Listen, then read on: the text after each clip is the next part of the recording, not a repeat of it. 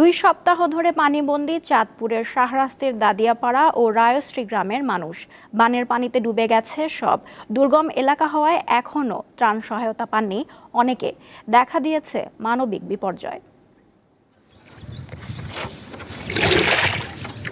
চাঁদপুর ও কুমিল্লার সীমান্তবর্তী অঞ্চল শাহরাস্তির রায়শ্রী উত্তর ইউনিয়ন। এখানকার বেশিরভাগ এলাকাই এখন পানির নিচে। এর মধ্যে দাদিয়াপাড়া ও রায়শ্রী গ্রামের কোনো কোনো বাড়িতে কোমর সমান, আবার কোথাও হাঁটু পানি।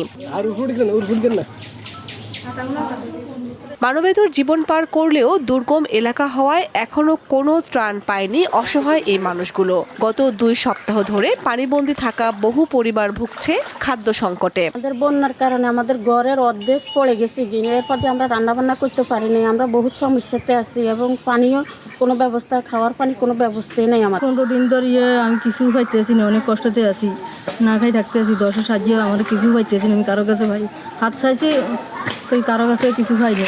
টোকে সব বাসি গেছে।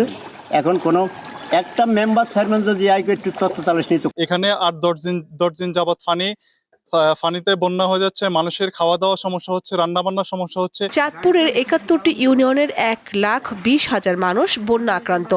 সরকারি ও বেসরকারি পর্যায়ে প্রতিদিন ত্রাণ বিতরণ হলেও তা চাহিদার তুলনায় অনেক কম বলে জানিয়েছেন স্থানীয়রা। দীপ্ত, বার্তাকক্ষ।